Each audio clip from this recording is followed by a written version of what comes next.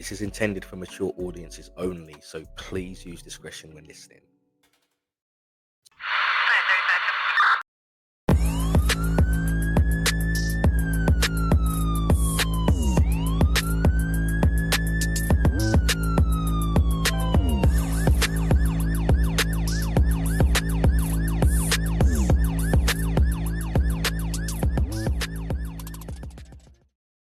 Welcome to Call to Dispatch, the show where we hear real stories from the people who answer the call. My name is Dave, and today we're stepping into the heart of the sirens with a woman who turned compassion into courage and fear into action. Paramedic on London's frontline since 2014, she's seen the city at its best and its worst. Today's guest is Priscilla. Priscilla, welcome to the show. How are you? Hey Dave, I'm super excited to be talking about my paramedic career with you. It's something that I'm very passionate about. And I think it's something that people are very curious about and don't actually know what really it's like to be a paramedic. I am excited to have you here, and this is the reason why I'm doing this sort of thing because, as you say, not many, or if there are many, not everybody is aware of just what it takes to work on the front lines of the emergency services. Great. I'm very excited to answer your questions. Before we begin, it's a bit of a tradition. I just want to take a moment to just raise a glass to you, okay? And I do this because I want to thank you for your service. I understand that the risks that you take on a daily basis to do the job that you do, and I just want to let you know that from me to you that you are appreciated. So this is to you. Oh, that is so nice. Yes, we don't often feel appreciated, so it's nice when we hear that. Right, so let's get straight into it. First question. When you were a child growing up, what was it that you wanted to be? Did you always want to be a paramedic, or did you have different dreams when you were young? Do you know, would you believe me if I tell you that I've never had another dream, that I've always wanted to work in emergency. Obviously I was very young. I was only 6 or 7, and I used to say, I want to be a doctor and I want to take care of people in emergencies. And it was always that for me. It was always that. It was nothing else. Like it's crazy to think that all my life I just had one dream. I've never thought about being anything else. It was almost like I feel like I was born a paramedic and then I qualified as a paramedic. Does that make sense? Like I think it was already in me because this Yeah, remaining calm in an emergency and this urge to help people in the worst moments of their lives have always been with me since I was very little. And there's so many things that have happened to me when I was a kid where I actually ended up being the one rescuing or being the one helping. If it was animal or children, I was the one jumping in to get someone out. I was the one going to places and help people. And it was natural. It wasn't taught or it was just in me. So this is crazy because for me that's normal, but when I speak to people, they say, "Really? Like you never wanted to be anything else? You were never confused about where you wanted to be?" And I said, "No." And I actually find strange when people say to me that they don't know what they want to do in life. I find that one strange because I've never had that question in my mind. hearing you say that is actually, firstly, it's quite astonishing because not many people sort of have that one singular dream and then go on to live it. You've obviously managed to do that. So, in the sense that you've had the one dream, that in itself is quite remarkable. But then the fact that you're now living the dream makes it even more astonishing. And I kind of sit here and I feel embarrassed because when I'm asked that question, in like as a young kid, I used to say things like I wanted to be a Power Ranger. I don't know if you're if you're familiar with the show, but Yeah. I used to want to be a Power Ranger. So when you hear somebody like yourself say, "Oh, I've always wanted to be helping people and being in the medical profession," and here you are, it's you know what, round of applause to you because you had that focus and here you are. So yeah, that's impressive. Yeah, it's strange even to talk about it because I now I understand that's very I'm the odd one out, that it's much more common for people to find themselves when they're teenagers or young adults and stuff. Well, I always knew. I remember one episode in my life where it became very clear in my mind that what I wanted to do it was to rescue and to help. And it wasn't even a human, it was a dog. So me and my sister, there used to be this dog that was our neighbor's dog, and he used to escape from the neighbor's house often and come and say hello to us on the road. So sometimes we were coming home from school and he was like up and down the road, and it wasn't a busy road. So anyway, so we used to take my dog for walks because we had a German Shepherd, and this dog used to come around with us and stuff. Anyway, so we were walking up and down the road, and this dog was following us, and we used to call him Fluffy Cake because he was a very big dog, but just like stupid dog, you know what I mean, like silly and happy dog. But he was very big, fluffy dog. Oh, you know what dog it was? It was the Dulux dog. You know that dog? I don't know the name of the breed. So anyway, so it was that dog, and we were walking, and there was this house right at the end of the road. We're talking about a kilometer away from my house. That they had those very vicious dogs. They were very like they were there for protecting the house. They weren't pets, They were just there as a protection for the house. It's quite common in Brazil. And every time we would walk past it, they used to bark and be aggressive and stuff. And, all right, whatever. But that day, I don't know why, Fluffy Cake decided to stick his head inside that house because there was there was a fence. And within the fence, there was this gap. And he thought was some weird idea. That was a good idea to stick his head in there and bark at the dogs. But you can imagine what happened is like he stick his head in there and the dogs latched to his face, and I was only about 8 or 9, and I was like, oh my God. And I can hear him Mm, screaming, and I can hear the dog staring, it's like literally tearing his face apart. And he's pulling, and the dogs are pulling in one side. And there must have been 2 or 3 dogs. And I think there were Rottweilers or Dobermans or that kind of dogs. And my sister panicked and screamed, and she just ran away. So she's a bit younger than me, to be fair. I was 9, she must have been about, almost 8, and she took our dog away. So she screamed, got scared, and ran away. And I stayed. And my instinct was, I need to save this dog, right? This is like there was never one like inch of me that thought, oh, I need to leave, I need to escape, because it wasn't my dog, you know what I mean? And he was always on the street anyway. And I'm a child, like what am I gonna do? So anyway, so I'm thinking, what am I gonna do to help this dog when he managed to set himself free? So when he's done that, obviously he was bleeding profusely, and there was like his ear, half of his ear was gone, you know, and he was like scraping himself on the floor, trying to obviously get rid of the pain, and he was panicking. And I lifted that dog. I picked the dog up, right? And the dog is huge, the Dulux dog. I mean, if you look at if you're hearing this podcast, I didn't know what Dulux dog. If you search for the brand Dulux, which is they do house painting, they do paints for houses, you will see the dog is big. And I picked this dog up and I walked the 1 kilometer carrying that dog, and his blood was coming down on me, so I was covered on his blood, and home. wow. And then obviously I've told my parents. I said we need to take him to the vet and stuff. And then we knocked on a neighbor's, and the neighbor was home, and obviously it was his dog. And he's like, "Oh my God, what's going on?" And we explained it, and we handed the dog to him, and he took care of the dog. And my sister was panicked, and she was inside the bathtub in the house crying her eyes out because she couldn't face. And when she saw me, she panicked even more because I was covered in blood. And she's like, "Oh my God, were you bitten as well?" And I said, "No, no, no, it's not my blood. Don't worry, it's not my blood." And obviously I went and had a Mm, shower.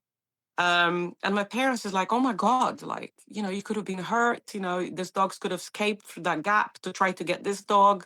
You didn't think about your safety, you need to, like, oh my mm, God, but well done for helping this dog." And it was one of these moments in my life that stuck with me, because I'm thinking, wow, you only think afterwards, like this instinct of wanting to help, like genuinely wanting to help, and I would have done the same if he was a child or another animal, like it just in me. So it was from a very young age, that I had this instinct where, like, once a child was hit by a car, and I was inside the bus. I was inside the bus going home after school. I must have been 13. And we heard everyone screaming, and there was this 5-year-old kid that got hit by a car. Thank God it wasn't very serious, but he got knocked out. And I mm, asked everybody to get out of my way. And I went, "Get out of the way, get out of the way." And I'm only 13. And people are getting out of the way because they don't know what the hell's going on. And I get out of the bus and I go and I protect that child that was obviously in the middle of the road. And I kept the child calm and I said, don't move, ambulance already been called and you're going to be okay. And I had no medical training then. It was just, I needed to be there. I needed to be there with that child until the ambulance arrived. And I did that. So it's, yeah, this is it. This is what I tell you. Like, it wasn't a choice. It was almost like it was born in me. It's hard to explain.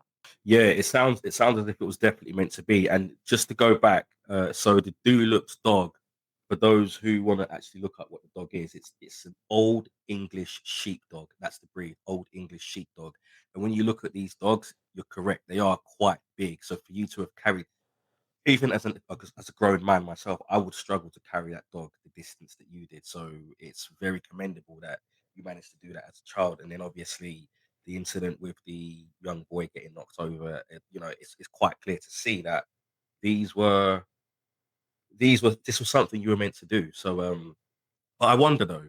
So I understand that your mother is a psychologist and your father is a surgeon. So obviously there's a history of helping people that has come from your parents, and it seems to have definitely been ingrained in you. What values from your parents' work would you say has stuck with you the most? Um, oh my God, that's a very good question. So my parents are very different from one another, even though they both have positions of helping people on their jobs. My father is very rational and very much like, if something's broken, you fix it. He's not the most um emotionally person. He's very much more like, he's a surgeon, right? So he cuts, he fixes, and my mom is super like empathetic. She sees things, she sees the person as a whole and goes like, okay, if you're acting like this, if you're being aggressive, what's really behind this aggression? It's a pain that you have and it's something lacking in your life. And she never takes anything personally. She always goes, when someone is being horrible to you, they are very sad. They are very sad people, and there's a reason behind their aggression.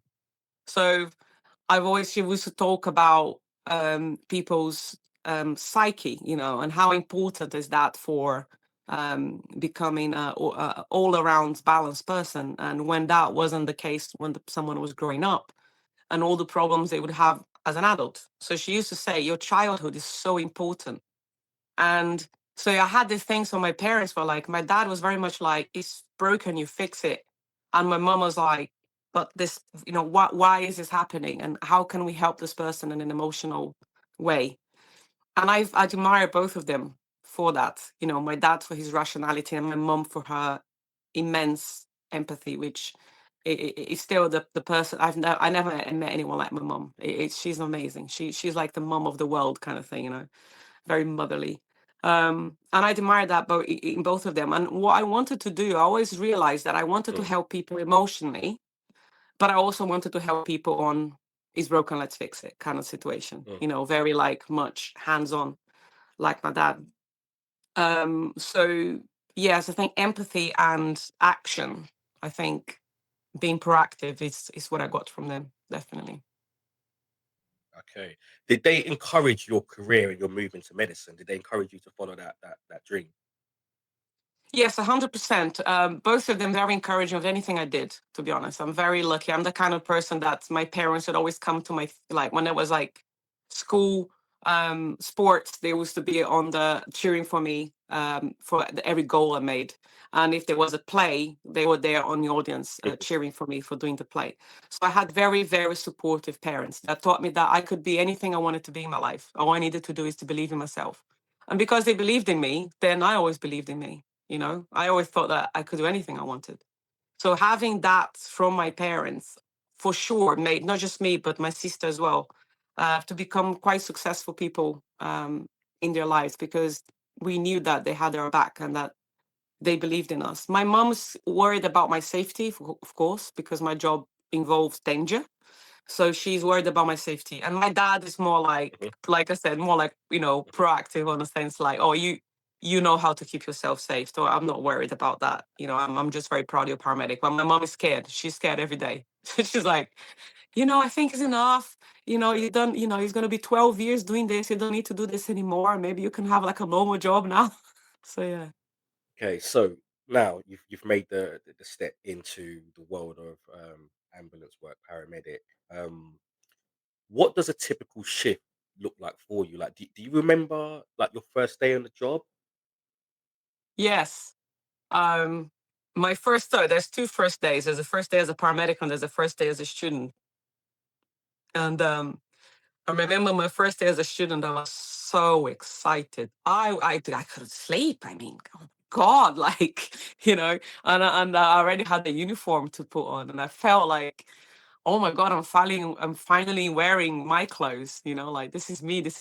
I've never felt like I was an imposter. Like, oh, I don't deserve this. I was like, oh, thanks God, finally I'm wearing what I should always be wearing. Um, and I was so excited, and I had this idea that the paramedics only go to like major emergencies and stuff, and obviously that's not the case. And I came very excited like a puppy, and I'm always being very excited like a puppy. And I got to the mess room, which is like the staff room, and I said, "Oh, hi guys," because I'm Brazilian, so I'm very like friendly, and I talk to anybody. Like, I'm not shy. Hi guys, my name is Priscilla, and today's my first day. And people just looked at me like whatever, like they won't welcome me at all. And I was just like, oh God. And then I said, who is Tony? I said, who's Tony? And they're like, oh, we saw him outside. He's getting the animals ready, whatever. And I said, well, he's my mentor. I said, like, all excited. And they're like, oh, okay. And I quickly realized that that was the most important day of my life. But obviously, for these people, they didn't give a shit, like whatever. And I was like, okay. And then I found Tony, and I said, "Oh, hi, Tony. I'm Priscilla, and I'm your student." And he's like, "No, you're not." And I'm like, "Oh," and he goes, "No, you're not. Nobody told me.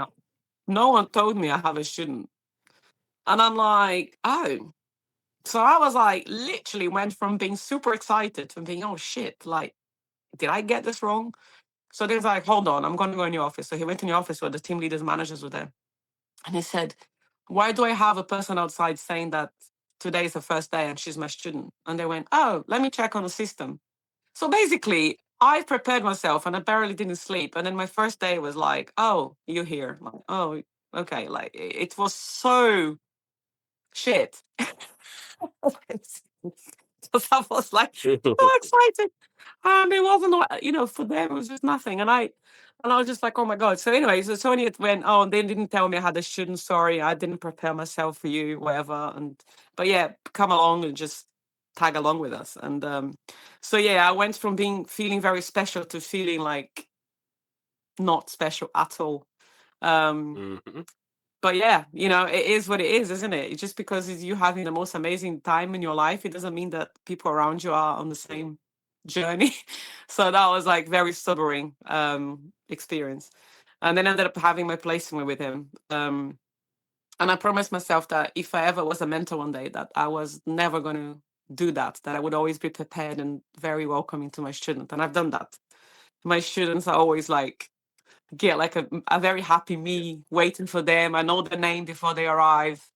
So I make it very good for them because I know how important it is to have a first impression and a first special day that I didn't get to have. So I always make sure that they have that.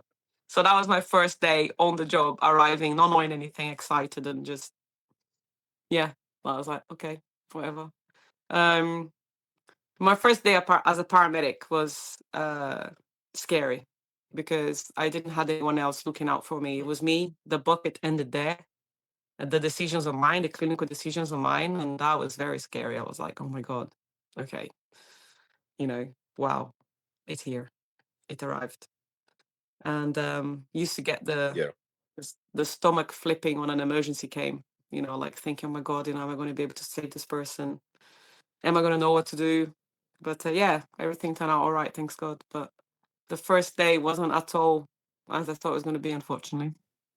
Now, unfortunately, that is it's not a great first day, but in many ways that experience happening to you has now obviously shaped the way that you operate as a tutor moving forwards. So your students, if you as you have said, they get a very different experience from you when they join. So in many ways, your misfortune is now their blessing. So it's a positive way to look at that, because anybody who is blessed to have you as their tutor obviously has a very, very, very different experience, a positive one.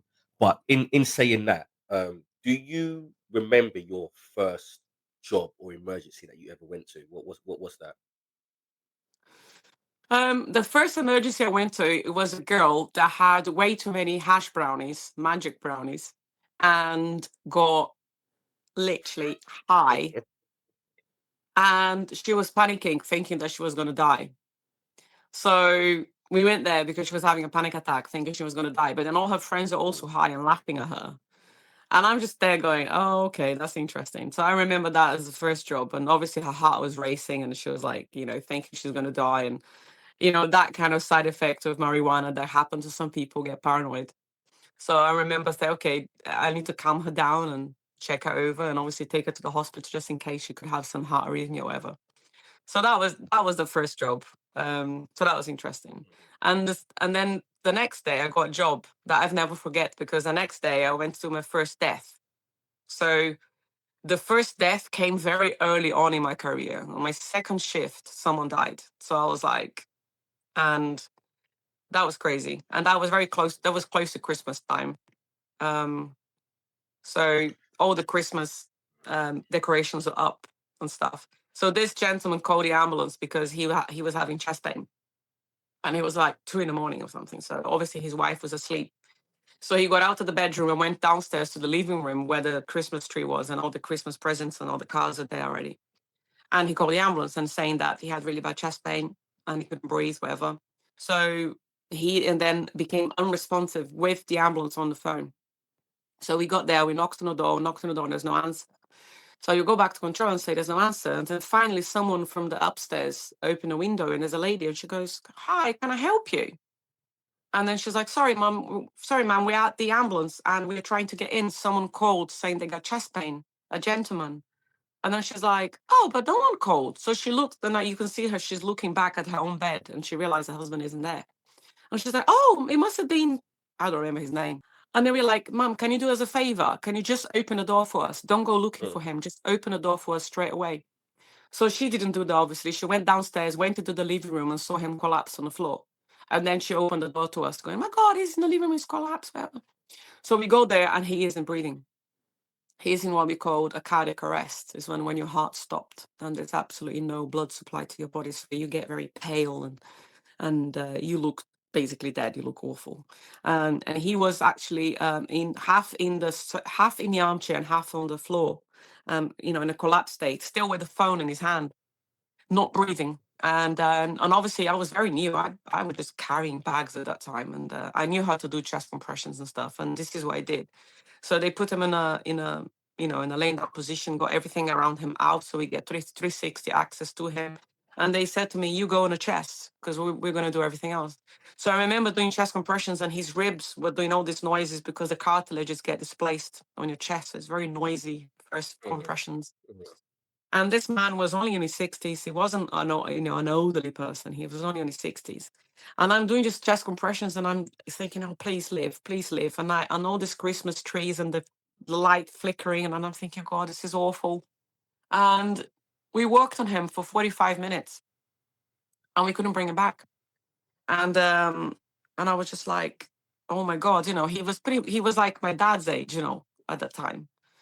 And she was like, oh my God. And we explained to her that unfortunately that, despite our best efforts, he's died. And we don't take so basically when the someone's have a cardiac arrest, we try to bring them back. We try everything we can to bring them back. And the majority of the time we will stay on scene for the whole period of resuscitation. There's only a few occasions where we will do everything en route. But the majority of the time we stay on scene. Now there's a clinical evidence to tell us which one to do, right? Which if I go in and explain here, it would take forever. But in his case, it was clinically recommended to stay and do everything we could.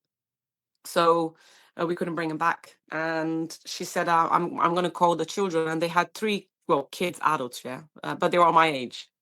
So and they came, and while we were still there, like, doing mhm, paperwork and stuff, they arrived, and obviously they start crying and shouting, and the father is dead in the living room by the Christmas tree, and I remember that really like upset me, and I went back into the ambulance and I cried because I was like, shit, this is the family worst day. mm, And I was part of the worst day for them. And I couldn't save this guy, and none of us could. You so I remember feeling very hopeless and thinking, wow, okay, because all the paramedics did everything they could and they couldn't save this guy. And I was just like, what's the point? You know, we learned and it couldn't save them. And so it was very bringing down to earth that, and my mentor said to me, look, we lose more than we win on these cases.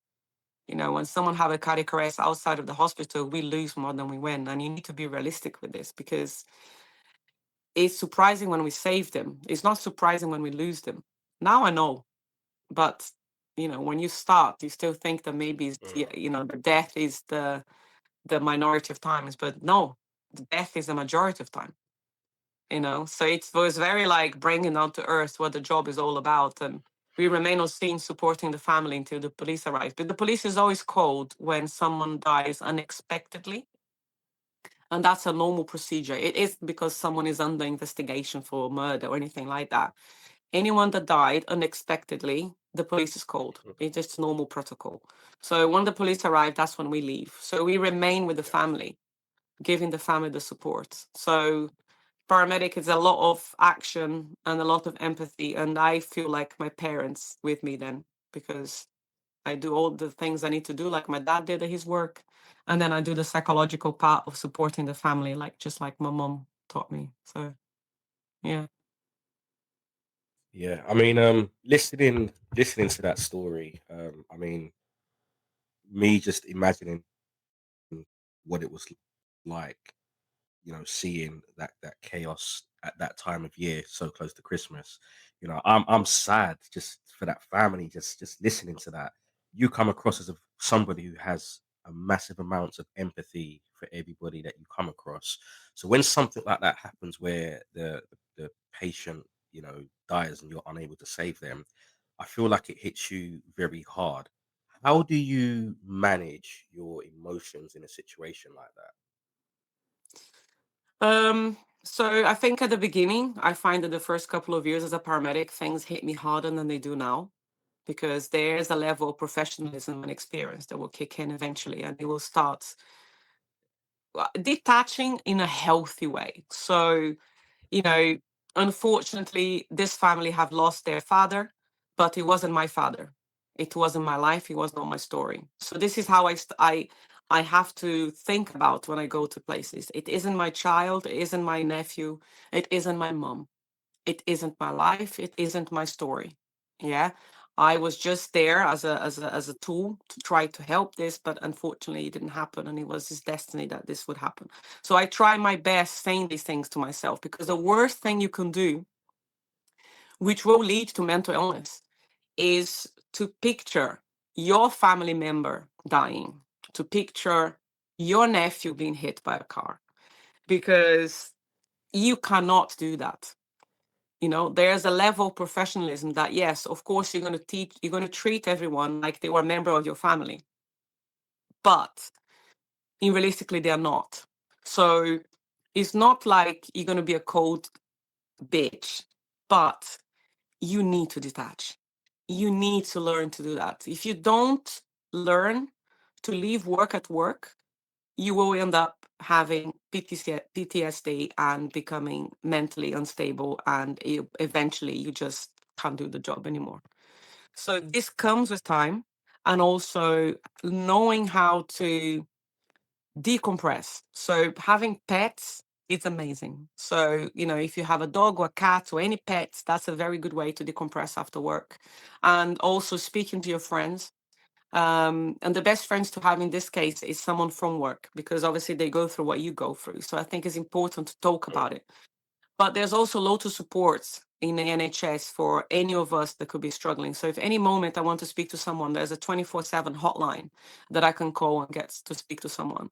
There's the managers and the team leaders that are always there if you want to speak to them about the job. There's therapy, there's free therapy that you can get.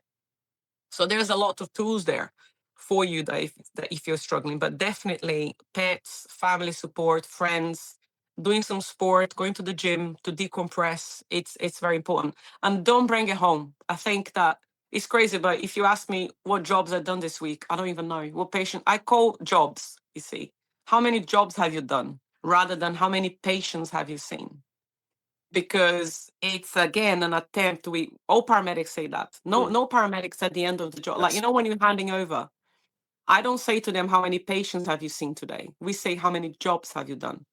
And it's funny because that wording sounds quite cold because you're calling people jobs.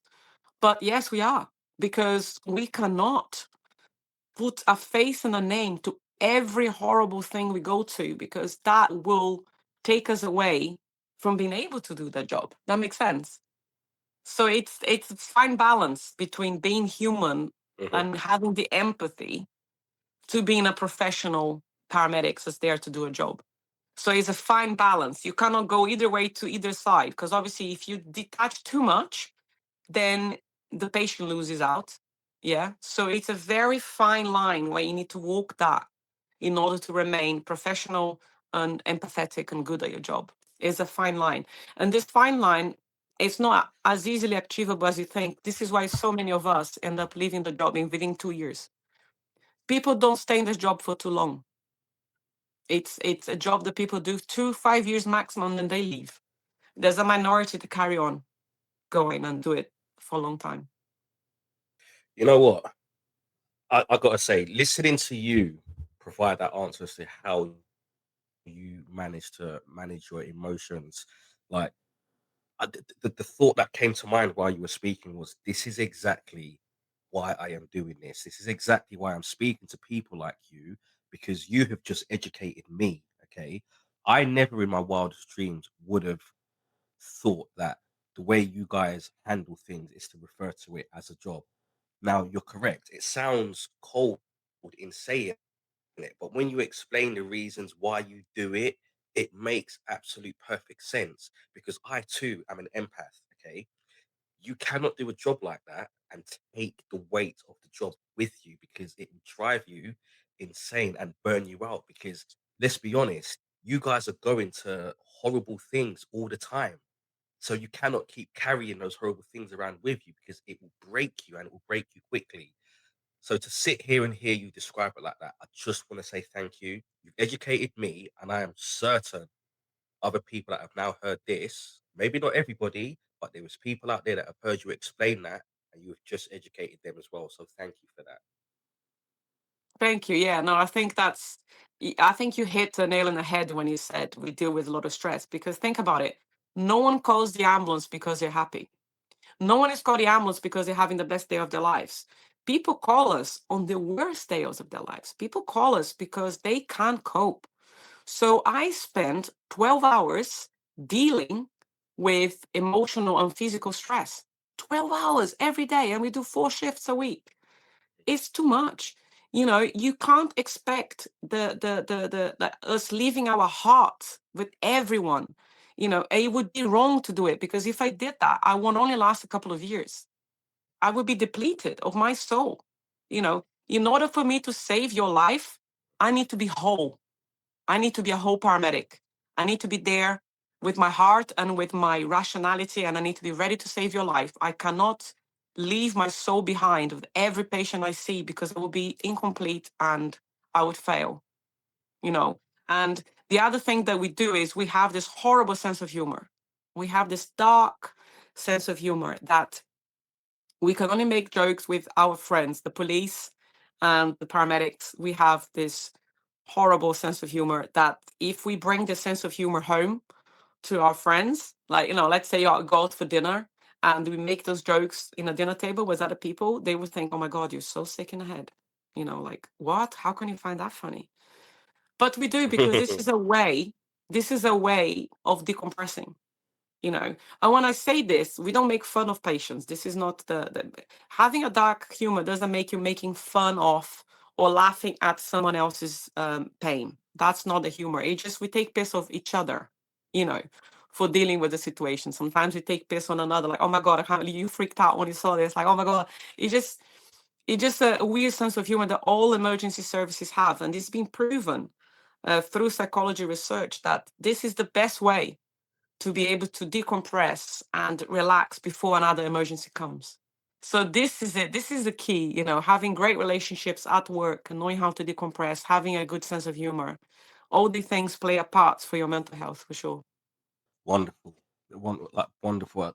Again, the dark humor side of things is something that I've heard over and over, and I completely get it. And again, this is something that for those who are listening and were not aware of that, you've just, you know, educated them on that as well.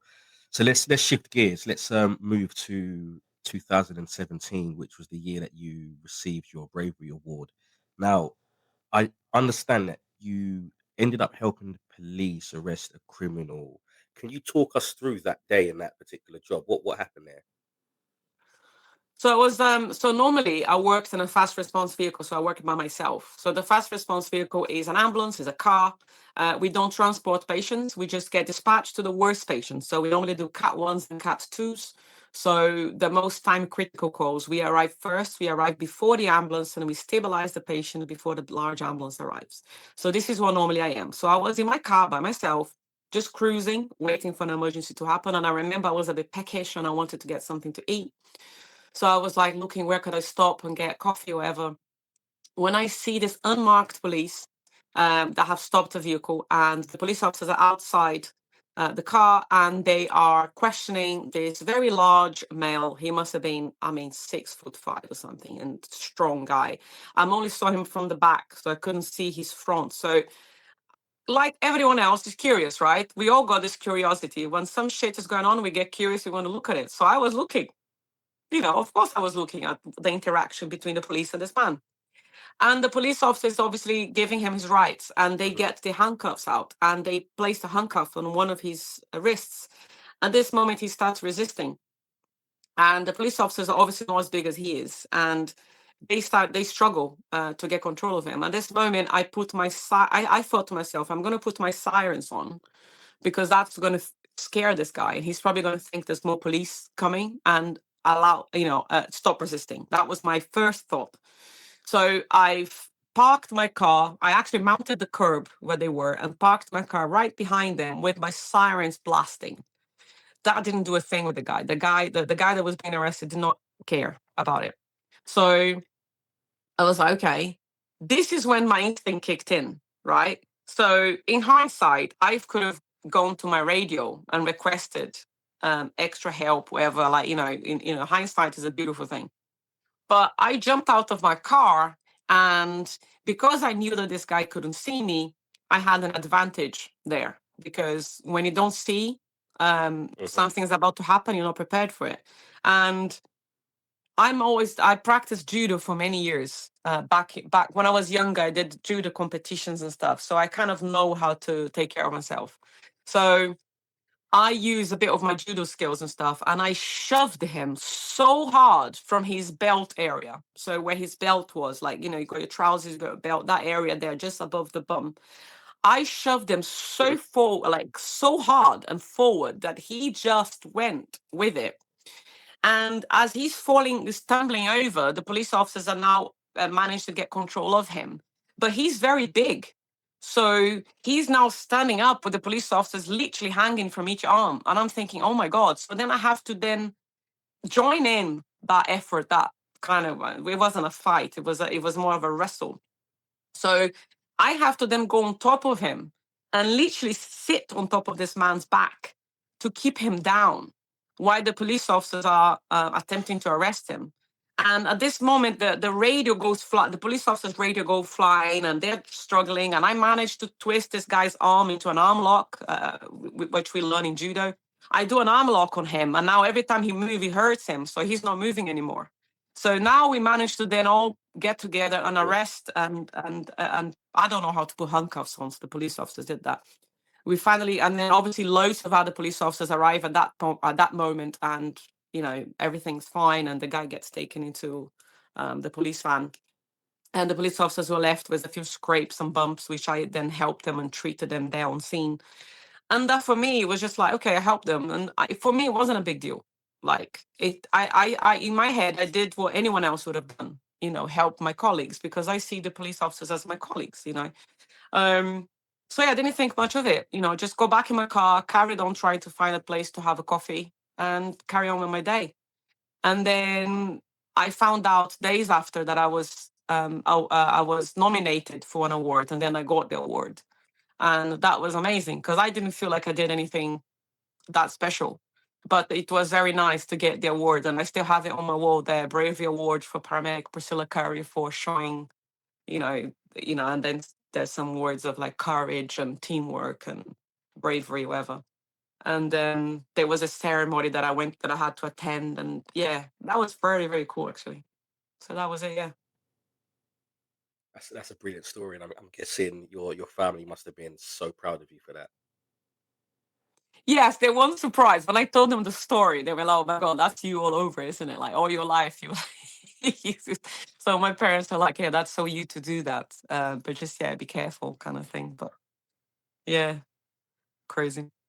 Yeah, and while I was doing the witness statement, I've got to see him getting out of one of the holding areas of the station to a different area, and I looked at him, and he looked so scary. He had a scar from his mouth all the way to his ear. Do you know what I mean? Like he just looked tough. And I thought, shit, if I saw him Mm. from the other side, I wonder if I would have that courage to do what I did. But anyway, there you go. So, as you said earlier, you know, you tend to see people on the worst day of their lives, and it's a very emotionally draining job. Now, the story that you told earlier about the gentleman who passed away at Christmas was, very, very painful to listen to, very emotionally wrenching. Outside of that, have you ever been to a job where the emotional toll almost broke you as a person? Uh, that almost broke me as a person, no. Because like I think I'm quite good at regulating my emotions, but I had jobs that I had to go back to my car and cry. And I think the closest I've been to be broken was during the Mm, pandemic. The pandemic, I was like, it was the first time I questioned my choice of being a paramedic. I think that was the closest I've ever been to not wanting to be a paramedic anymore because the pandemic was horrific. So I had jobs where kids have died accidentally, like accidental children's death, where we couldn't save them for whatever reason. And then I have to tell the parents. So having to say to a mum that your toddler have died and there's nothing else we can do for them, like we tried and stuff, and having that woman looking at you, mm, that look breaks you momentarily. Like having a mother look inside your eyes while you're saying your son have died, because we have to say the word death. We are trained to say the word death. We don't mean to be harsh, but we cannot say something like, oh, they're now resting with Jesus, or now they've made the passage. We can't say things like that because this gives people a false hope. And the brain in a moment like that, the brain understands the word death but won't necessarily understand if you say now they're resting or they have now taken the deep sleep. Whatever you want to say to soften the blow. It doesn't work. You don't even say they have passed. You don't even say that. You say they have died. We are trying to say the word death because this is a word that it comes through to people, and it's horrible to say to a mom, "Your son have died," and I've said that numerous times in my career.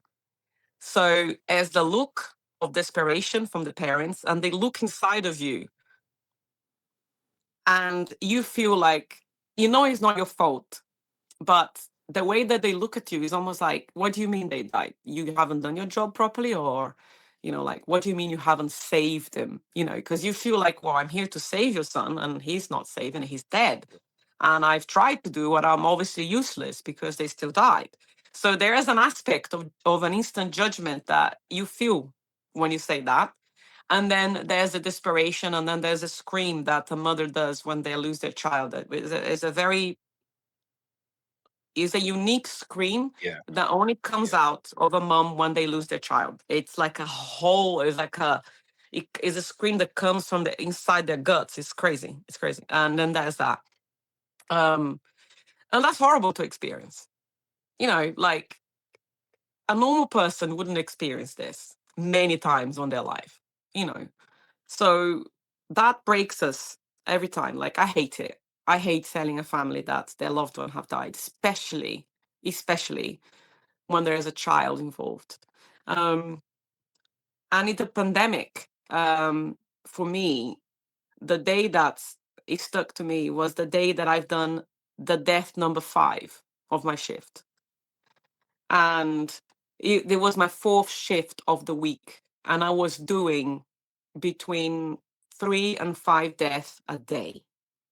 And I'm going to put into context for you. Normally, I do 2 Whoa. or 3 deaths a week, right? So, as a paramedic, because I work in a car that does the most critical calls, I do between 2 to 3 deaths in a 4 12-hour shifts. This is what normally would have happened.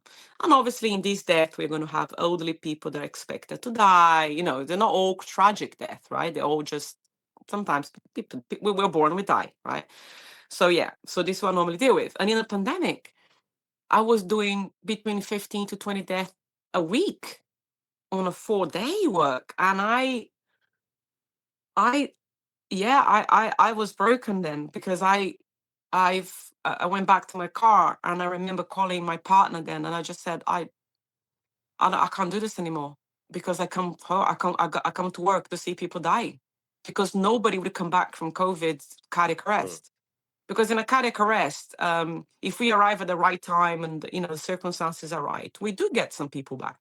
We do save people's lives. We do get their heart beating again that we can take them to the hospital for further treatment. But with the COVID, everyone that had COVID and arrested, I didn't get one of them back. Not even momentaneously. They would die. And we have to be working for an hour wearing that plastic cloth. So it was so hot. It was so hard. And it was so scary, because I was dealing with people that were 25 years old, dying of COVID. And I was just like, oh my God, that was horrible. If I knew that I needed to work in the pandemic, um, when I would decided to be a paramedic, I don't think I would have done it because I was coming home after my shift and I didn't want anyone to ask me how it went. I was like, don't ask me about my shift because I just told family over and over again that your family died, your family member died, they died, they died, they died, they died. Mm. And who the hell wants to do that? Like, that's not normal. It's not normal to see 5 dead people a day. That's not normal, you know? And I hate the pandemic. I hate everything. And we didn't have equipment sometimes. And, it was shit all around.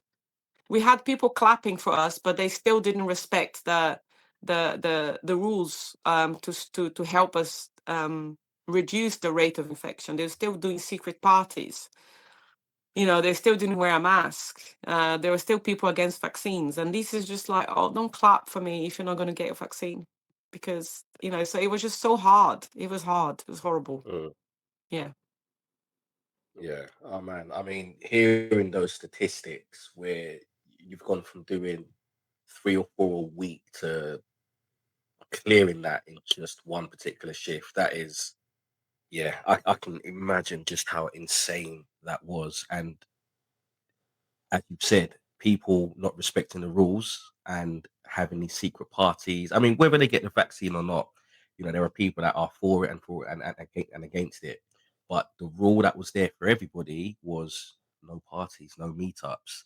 So the fact that there are people breaking these rules and increasing the rate of infection, which in turn makes your job even more difficult. I can imagine how that time would have been something that maybe broke many of people in your line of work. So the fact that you stuck it through, made it through, and you're still here today is commendable to your test of character and strength. So yeah, well done for getting through all of that.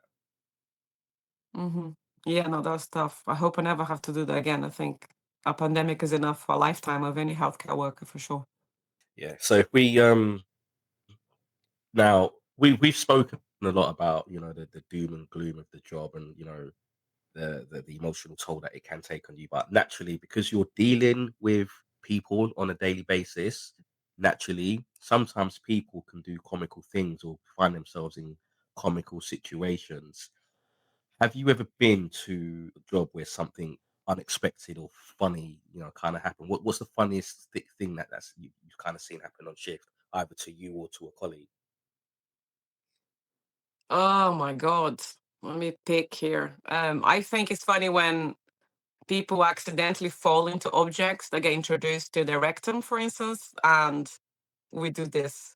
And we're like, we go to like, you know, a guy that would be like, well, I was just like tidying up my room and I slipped and this deodorant, um, just ended up inside me and now I can't get it out. And I'm like, right, wow, when you were tidying up your room naked? Like, come on, man, just say the truth. You were experimenting, whatever you were doing, and things went wrong. So I find that, so you can't laugh.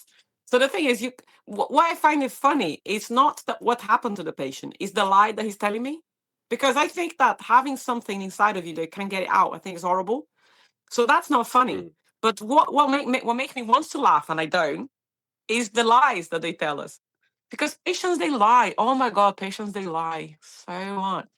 And it's really funny because sometimes we pretend we believe them. Because what's the difference, right? Like you got that inside of you anyway. So me believing you or you're not make no difference to the fact that you have this thing inside of you. So normally I just go with the story. But I'm thinking, oh, dude, like what the hell? Um, so yeah, so I had a few episodes like toilet brush. How the hell does a toilet brush from the brush side gets lost inside of you? And you're telling me like, like, what the hell? Um, so yeah, it's just insane. And I had as well this I find it funny that the ones where people lie about it. There's this guy that he took six Viagra's. And you can imagine what happened with him, isn't it? He was very like, you know, up and right for hours. And yeah, so mhm. his wife called. She was like, he didn't want me to call, but like his penis is going like purple. I was like, oh my God. Um, so yeah, like you just think, dude, it's like, oh, because it was taking too long to work. So I thought that I could take some more. And I'm like, oh my God, okay. So yeah, there's funny things that happen. And there's crazy things that happen like as well that aren't funny, but I just like, what? Mm, mm. What? Like, I went to one of, she was like slicing potatoes, watching TV, right? So she was peeling potatoes and the knife slipped and went into her thigh and almost killed her because we have the femoral artery there. And the femoral artery has Whoa. loads of blood goes, So it almost killed her. And all she was, and I said to her, why are you sitting with a knife in the sofa watching TV? She's like, oh, 'cause that's what I normally do. I just, because there's so much potatoes to peel and stuff. And I just sit here and I just do it while I'm sitting. And then the chopping board on her lap. And I was just like, okay, chopping board can never be in your lap. It has to be in a surface, like, anyway. So we just see some very stupid accidents. Then you think, what were you thinking? I went to a guy that got hit by a train in his head because he lost his phone and it was on the tube, where the train goes past, his phone fallen, and he was like this, looking for his phone. And obviously the train came and hit him, and he almost died. And I'm like, what were you thinking? Like, so we go to a lot of stupid things, a lot. I see some, like, yeah, you Mm. think, how on earth did you manage to be alive until now? Because you're clearly very not very clever. So yeah, we get to see all that kind of thing. We see some weird stuff in this job. Yeah. So without sort of naming names or whatever, what's the weirdest thing that you have found lodged in somebody's rectum? Okay, the most normal is vibrators, but they use the wrong one. And I think the unusual ones are the ones that have like weird shapes. So I think the toilet brush startled me because I'm like, why would you put a toilet brush with the brush end? How is that even nice? I could think that must feel so horrible. Do you know what I mean? It's not smooth. It's a bloody brush. Mm. Like, so these things are just yeah. A cone, that was amazing. A cone, like those small cones that people use What? when they're learning how to drive, like when their motorcycles are learning. They put in. No, I'm not talking about the big cone. A small cone. Well, small cone. mind you, small, but not for that. Oh, And yeah, so and I was just like, right, yeah, we see people, and we also see horrible, and we also see horrible things happening. Like there was this guy, he became tetraplegic, like he doesn't move now from the neck down because he's fallen in his house. He's slipped and fallen on his stairs. Like, he had a normal house, like a Victorian house, where his bedrooms are upstairs. And he was waking up in the middle of the night to go for a wee, and he's fallen down the stairs and broke his neck. And that's it. From that moment on, he hasn't moved his body ever since. And I thought, oh my God. So our home is the most dangerous part of the worst accident happened in the house. man, that is scary to even think about, but you're completely correct. How Yeah. unfortunate for him. That is, yeah, that's a shame. That's a shame. So Yeah. have you ever been to a job where you genuinely feared for your safety or for your colleague's safety? What's like the scariest job that you've been to in that regards? So I always say this: if I'm very scared, I don't go in because my life is not. I'm not. I don't want to be. I know what I sound like. I'm a hero, but I'm not. Like, I don't come to work to die for someone else. Like, it's just not gonna happen. I'm not gonna like purposely put myself in something that I know is scary and dangerous. Like, it's just not gonna happen. And in this job, if I get sent a job that there's a potential for my life to be in danger, I request the police straight away. And I say, I'm only going to go in with the police present. Because these dangerous jobs, they come with messages most of the time, not always, unfortunately, but most of the time they will come with a message on the screen saying crew at risk, patient previously assaulted crew, or patient has a weapon and said he wants to kill someone. It happens more often than you think. We get messages like that. Patient has a weapon and said he wants to kill someone. Why on earth would I go in? Like, that's insane. So if the patient wants to Mm, kill someone, I'm not going to go in there without police because I don't have nothing to defend myself. I mean, I have a stab vest, but let's face it, my face is still there.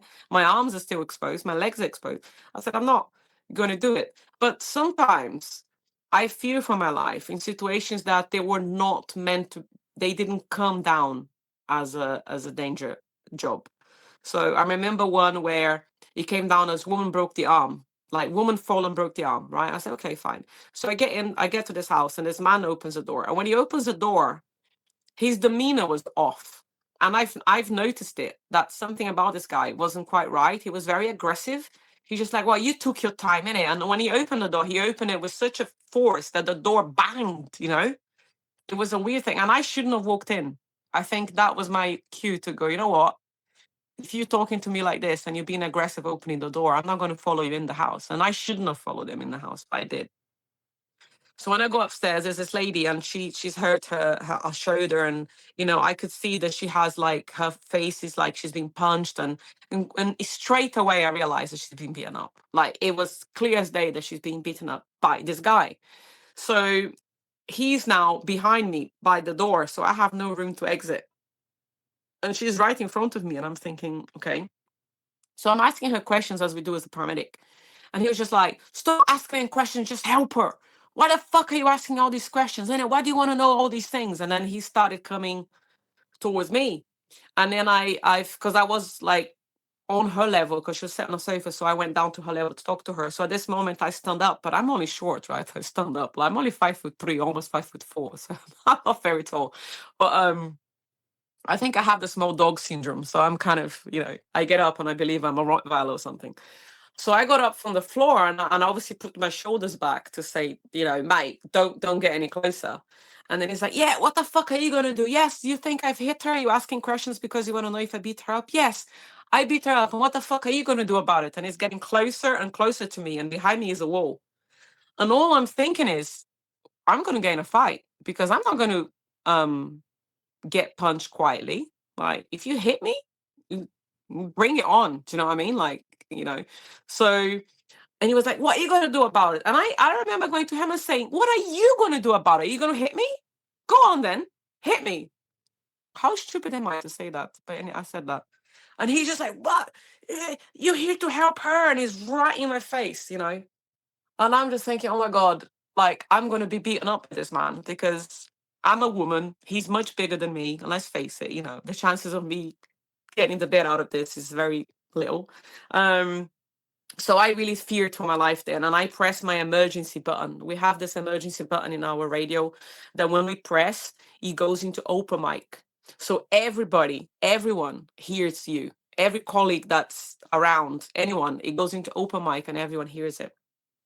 And I I pressed the button and I knew everyone could hear me. And I said, step away from me, step away from me, do not hit me. And I said these things because I knew they would know that I was in distress. And within minutes, the police arrived. So they broke the door down, they went in and they arrested the guy straight away. Mhm. Thanks God. Um, but yeah, I was scared that I was going to get into a fight. It's funny because I wasn't scared of being hurt as much, but I was scared that I was going to get involved in a fight with this man, that I would have to fight for my life, what I mean? I thought I was gonna hit him as well. So I thought, oh my God, this is gonna be Yeah, like they're gonna arrive here and we're like wrestling on the floor. Thanks God it didn't happen. But it's not the first time that I get threatened with violence at work. Patients sometimes just do stupid things. I've been spat at, I've been shoved, I've been threatened. I have to run away from vicious dogs that got released in purpose to bite me. So I have to run around the car, and this dog is running after me, and I'm thinking, oh my God. So that was scary. So yeah, we get abused psychologically speaking. Like sometimes it's not the physical violence, but emotional, where they will say horrible things to us. I'm a gay woman, and I have unfortunately had been suffered homophobic abuse from patients and family members as well. So yeah, you need to have a tough skin for this job. You need to have a tough skin. I never take it personally when someone yeah, says something offensive to me. I don't take it personally, but yeah, it triggers you, innit? You get angry. So yeah, it's not very good. yeah, yeah. So, in your time in the job, what is the biggest lesson that the job itself has taught you about people and about yourself? Right. So this is going to sound a bit horrible, but I joined this job really liking people. And now I don't think I like people very much. Um, and I know it sounds horrible, but like I see the worst of society. I see the sick in society Yeah, and I see how horrible people can be.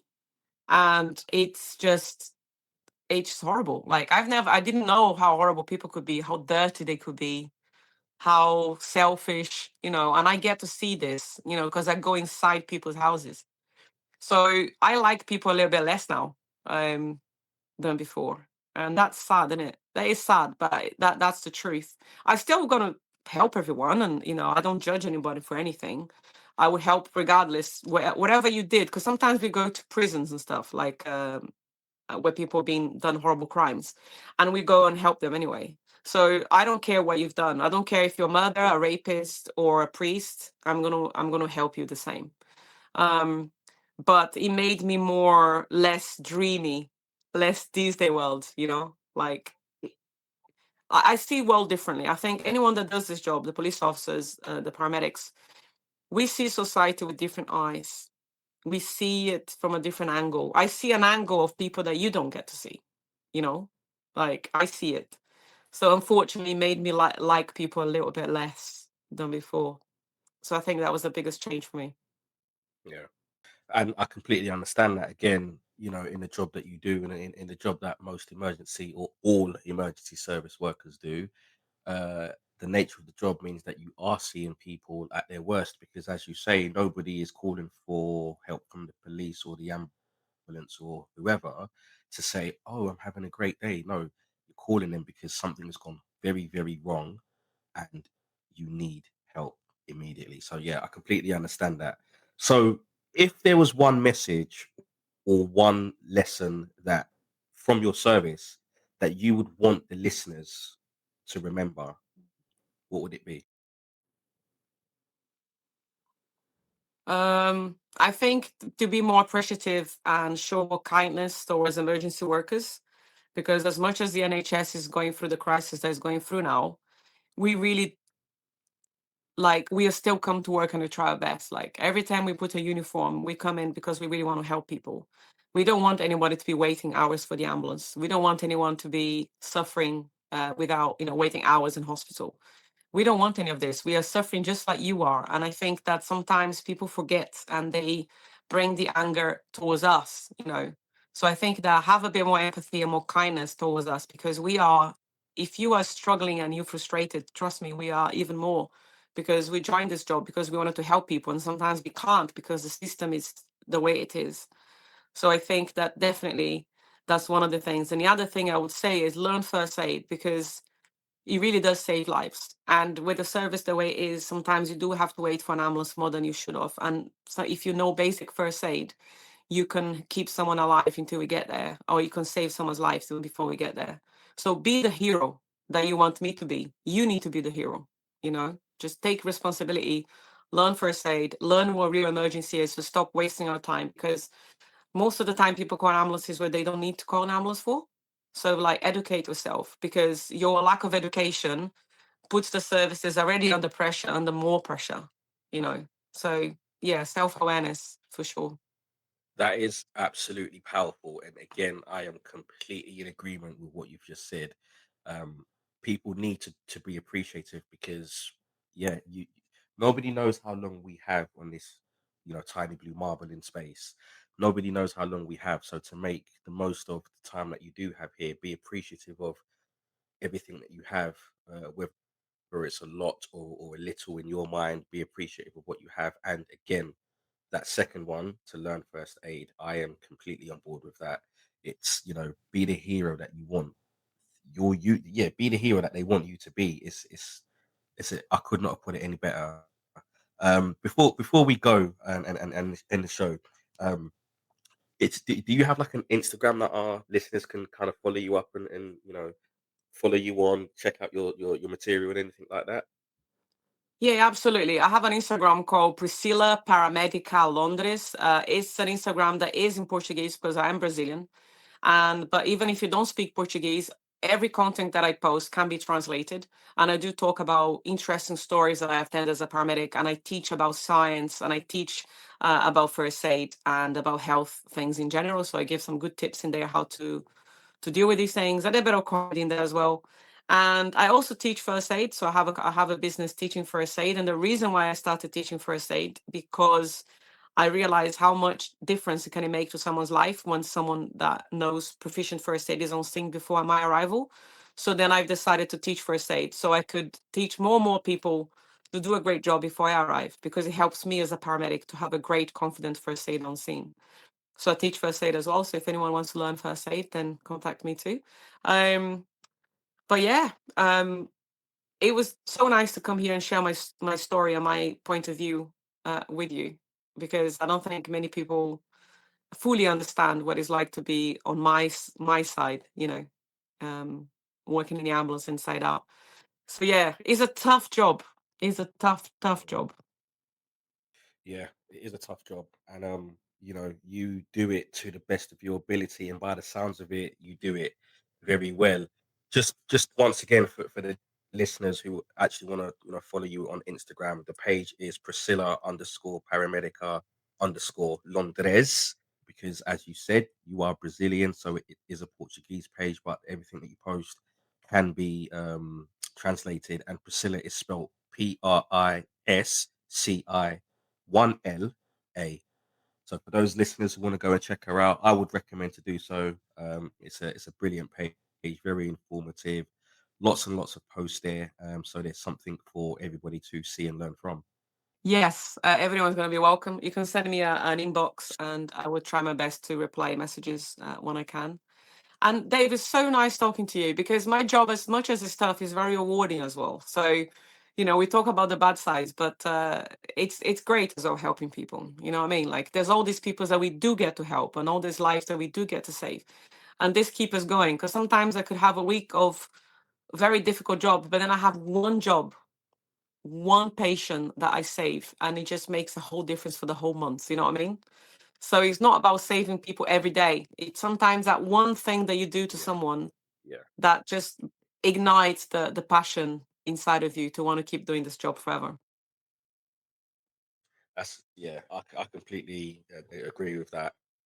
It's good that you do have moments like that where you're reminded exactly why you do this job. And as I said before, you seem like you do it to an absolutely high standard. So the ambulance service is lucky to have you, and hopefully there are many others like you out there, and I'm sure that they are. So, in saying that, Priscilla, I want to thank you for joining me. It's been an absolute pleasure. It's been very, very informative. I cannot wait to get this episode out for our listeners to listen to, because I think that with everything that you've said today, I think there is something here that will touch and educate people. Like I said before, I did not know that you guys were refer to what you do as jobs, but once you've explained that, I completely get it. So I've taken something away from this episode, and I know that there'll be many others that do as well. So Priscilla, thank you very much for your time today. Thank you, Dave. It was really, really, really good talking to you, and I hope the listeners enjoy the show. Bravery isn't always loud. I'll say that again.